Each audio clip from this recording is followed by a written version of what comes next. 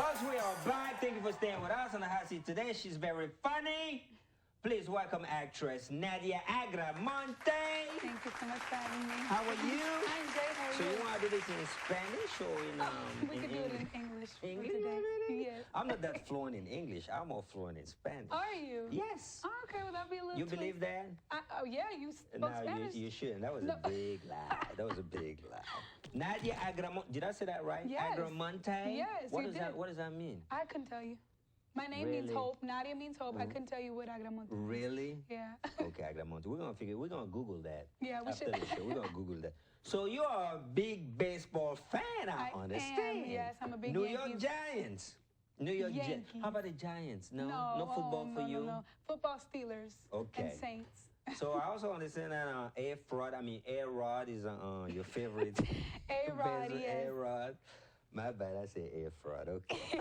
Is your favorite? He's one of my favorites. I also like Derek Jeter. Yeah. Yeah. Is it because A-Rod is Dominican? Because I know your parents are Dominican. Yes, my right? parents are Dominican. It's not necessarily because of that. That clearly drew me to learn more about him because my Okay. dad and I used to watch it a lot. Okay. But Derek Jeter is very talented and he's not Dominican. Does he still play? He does. Yeah, Derek Jeter. Yep. Mhm. Okay, so how are the Yankees doing this year?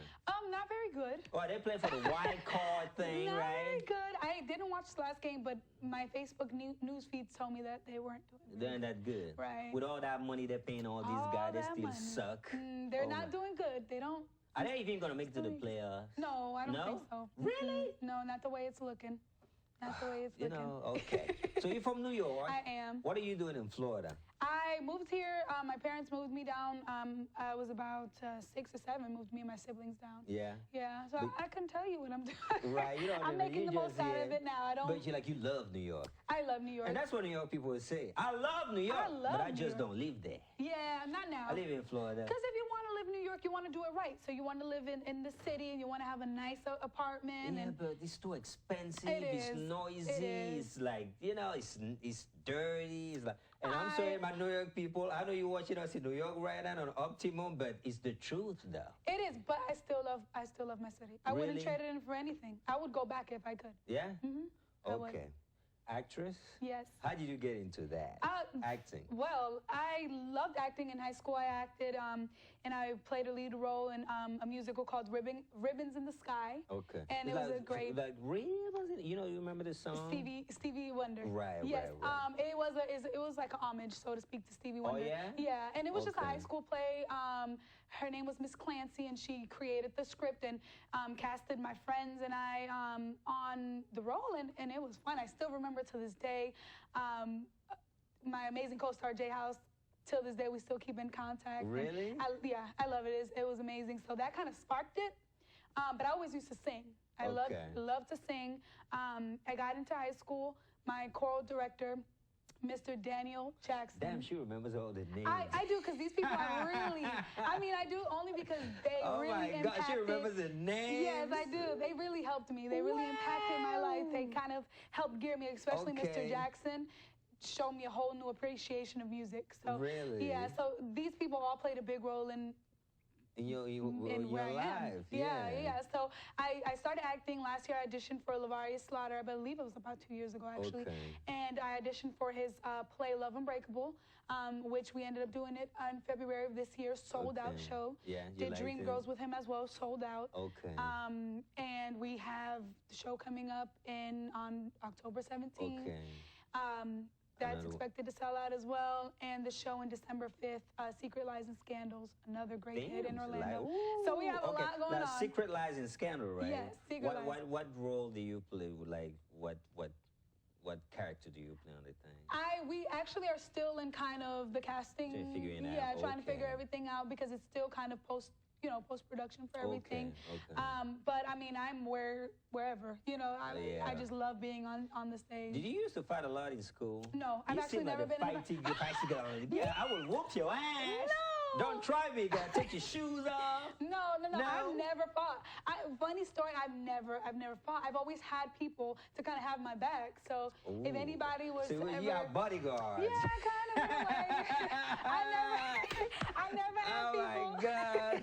I never had people actually bother me. Nobody. Before they get to you, they gotta go past the security.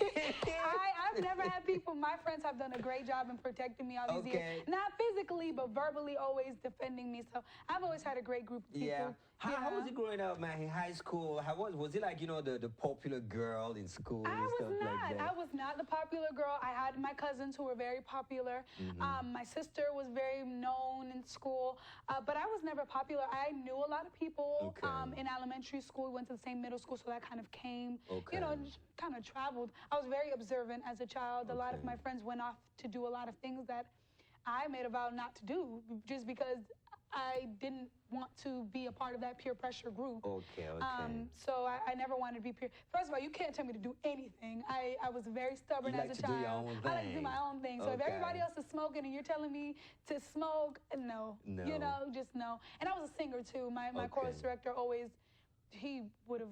Yeah, doing all these things kind of like kept you out of trouble, right? You know, because you was busy doing other things. Doing other things. So I didn't want anything to mess my future up. I've always heard drugs are bad, and I've always heard this and I getting with the wrong group, and that always stuck with me. So I was never the type of person to, you know. And then I saw what it did to my friends. Right. And I was very observant, so I always saw what it did to my friends, and I put some of them in jail, and it broke a lot of people apart. So you didn't want to do that. I didn't want to be part of that. This brings us back, you know, to your organization called A Bit Longer. Yes. In which, you know, based on your experiences, you actually want to go out there and help young girls, today's young girl, not to fall into the trap your friends fell into.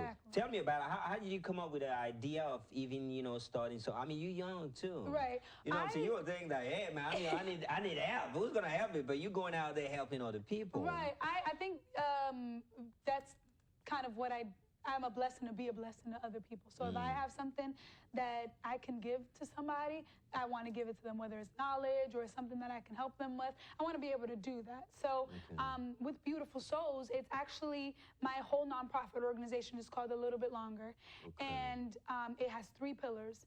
And the whole organization revolves around helping people who feel hopeless in any way, shape, or form. And it's incurable diseases, it's world hunger and poverty, and it's inner beauty issues, having issues with yourself, not loving yourself.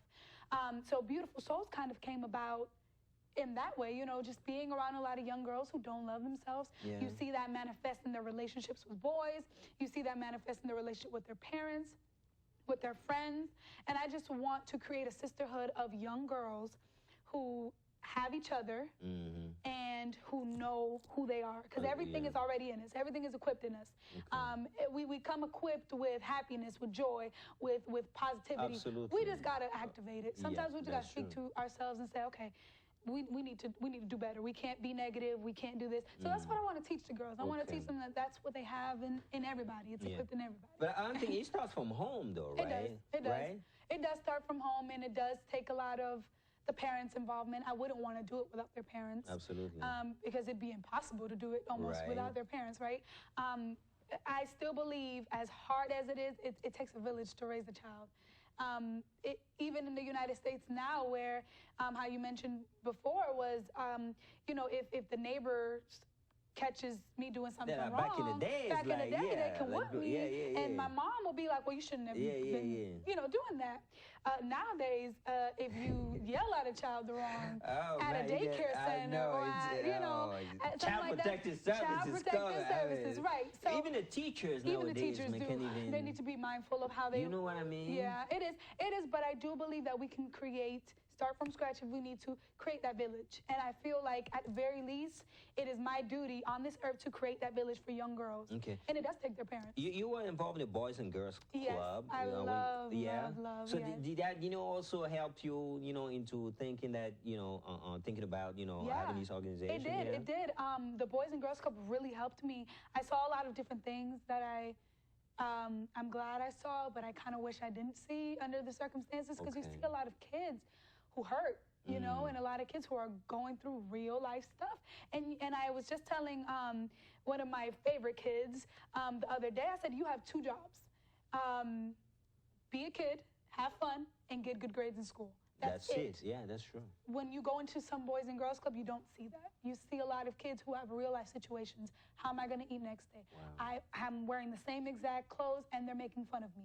What are we going to do about it? I know the peer pressure too. Ooh, the peer pressure and the peer pressure and the fact that kids are cruel sometimes. Yeah, raccooness. They're mean. I mean, they're mean. I mean, I was teased as a kid, so I understand that. Bullying is a big. You have like, I was watching like Facebook. Some people be killing them. Some kids be killing themselves over bullying. Yeah. They even go to Facebook and chase you down on Facebook, man. Yes, they do. And actually, this month is Bully Prevention Month, and it is, and it's Domestic Violence Awareness Month. And on our pages, on Beautiful Souls pages, you can get more information if you are in a domestic violence case, or if you're a victim of that, or if you've been bullied. Give you some tips on how to deal with that and kind of how to, overcome that, because that's just an obstacle. Life is not easy. I'm not going to lie to any of the girls that I mentor. Life isn't easy. It is what it is. Okay. So I just want them to overcome. Okay. Have that mindset of constantly. Now, how do you go about that? Do you have like some kind of process that you take him through? Right. It would be a curriculum. Where do you find the girls? Do you go out and speak to them? How does that work? Do you have a network? Yeah, it would become a network. Ideally, what we would want to do is get this program into different programs, like the Boys and Girls Club and things like that, and use those girls, because those are the girls that the Boys and Girls Club. What I love so much about that organization is that they target kids that need people the most. Okay. So they're in areas that you probably would never expect a nice, big, beautiful Boys and Girls Club to be in, but they're there. Okay. And here in Orlando, Florida, we have one in Pine Hills. Okay. Pine Hills crime rate is ridiculously high. It is. It's funny because every time I drive through Pine Hills, it's peaceful. I feel at peace. Ooh, Eve, I've been living here for a very long time. Right. I hear that, oh my God, crime hills. And I'm like, no, seriously. It is. No. I've never seen anybody getting shot. No, and you're not going to see it, but it's there. Is it? It's there. People are, it got to the point where we had to be very mindful of what we're going to do with our girls walking to the Boys and Girls Club, because there were people that were taking, not necessarily our girls from our club, but just taking people right off the street. Abducting people? Yep, and using them for trafficking, human trafficking. Are you serious? Right in our backyard. Right in our backyard. And you would have never imagined. That's how they do it. They do it, they're slick, they're sneaky. Wow. And that's why the attention has kind of sort of come off of Pine Hills, because people think that, okay, well, the crime rate's going down. No, just because you don't see nothing doesn't mean. When I drive through Pine Hill, I'm like, sure, my windows are down. You know what I'm saying? I'm not scared when I go through Pine Hill. Yeah, I mean, I'm not, because it's where I'm used to it, but it is. Really? Got to be mindful. I used to tell my girls all the time, be careful. Walk straight from the Boys and Girls, straight from Evans High School to the Boys and Girls Club. Okay. Do not stop. If you need to stop for food, think about going in groups, staying together, all that stuff, just making sure that they get there safely. Now, every kid is different, right? Absolutely. I believe every kid is different. So when you mentor these kids, I mean, what do you take into consideration? The background? The background. All that kind of stuff? I make it. Now, teens are very selfish, sorry, but I was a very selfish teen. I thought I knew everything. I can tell. You know what I mean? You even said it. And not all of them are, but most of them. I mean, it is what it is, because you think that you know everything. Yes. And can't nobody tell you anything. That's even true. the people who have been there before, you're not going to receive that. Okay. So with that being said, I was always the type of person, I would want to always make sure that I am educated about the background, making sure that I make it about them. What do you want out of this program? You know what I mean? Do you acknowledge that you have these issues? Do you acknowledge that you have low self-esteem? Do you acknowledge this stuff so we can go ahead and help you? So initially, what I want is a camp, a summer camp for young girls. Okay. For them to come out every summer, probably have the same amount of girls every four years, maybe, 2 to 4 years, and have them come out to the camp and really just immerse themselves in character building and self-esteem building and confidence building, just everything that I know these girls have already in them. They just got to bring it out. Right. Now, as far as your program goes, I mean, do you take any cues from the programs, that kind of resembles the one that you Absolutely. have? Like, you go back and look at them and see, Absolutely. See what works, see what doesn't work. One thing that I've used to my benefit is the fact that I am only 22. I say only because I'm not that old. Even though my girls say I'm old, the girls that I mentor is like, okay, Miss Nadia, you're getting old. Pause. I'm not old, but I've tried it out with them and it's worked, and I'm not too far from their age to say, to connect and to remember what I've been through. Absolutely. For me to be able to catch them in the act and say, I've been there. I know exactly. Let me tell you how you feel. So you're more relatable. More to relatable, them. right? So I feel like that kind of it qualifies me in a way to be able to speak to these girls and to be able to mentor them, because I've been there, I've done that, I've overcame these obstacles, most of the obstacles that you're dealing with now, and I'm able to help. So that's great. That's great. So that's what you're working on right now, or building, the Beautiful Souls, organization, putting it together. Yes. That's great, man. Yes. And I wish you a lot of success. Thank you if you so need much. somebody, now you only mentor young girls. I do. How about the boys? I think a lot of them need help too. They do. I like the idea of cross mentorship as well. I think that's very important. I have a mentor. Him and his beautiful wife have been in my life for years. Carvel Monroe and Yvette Monroe. They are amazing, and I love them. And she's been able to mentor me. He's been able to mentor me as well. So I do believe in cross mentorship. I do believe that under healthy circumstances, it's beneficial. So I mean, I would not mind speaking to the guys and to the boys and to helping them develop into men as well.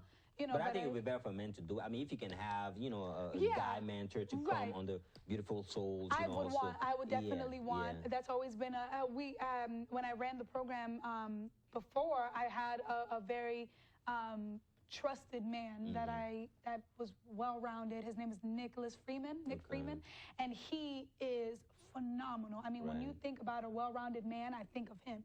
And I had him come in and speak to the girls. And it was a different tone and a different aspect because he's so respected. I mean, he has this essence about him. When he walks in the room, it's like, kind of like Lavarius has that definitely. Oh, I thought you were saying kind of like you. Oh my God. It just crushed my feelings right now. I thought you were going to mention me. Oh my God. No, it's Sammy too. When you come into the room. It's like, so guys, men like you, like Lavarius, like Nick Freeman, men like those, I would want them to be a part of the organization, come in and speak to these young girls. Keep me posted. I would love to do that. Absolutely. Give them another perspective. Another perspective, because you hear it from the same person, it's eventually going to be like a broken record. So I want to bring different people in as well. It's great what you're doing. I wish you a lot of success. Thank you. Hopefully you get to come back a few years from now to tell us how the program is doing. Absolutely. I would love it. I thank you guys She for this will be back. Folks, Nadia Agramonte, the New York Yankees fan of the show. Stick around. We'll be right back. Have you ever felt hopeless or helpless? Hi, my name is Nadia, and I bet everybody watching this video has felt the exact same way I felt when my uncle was diagnosed with cancer. It was a very difficult time. My grandma got sick, his mother got sick. We were unable to send him anything to help him with the medical expenses. And we, my family and I, had a lot of financial strain. And me being 13, 14, I didn't have a job to be able to send him anything. After he won the battle of cancer, I vowed never to feel this way again. And I also vowed to help those who have felt hopeless and helpless. With your donation of $1, you too can help those families in need, or those kids who don't have anything to eat, who don't have any place to sleep. Our organizations focus on those three things. And with your dollar, you'll make it possible.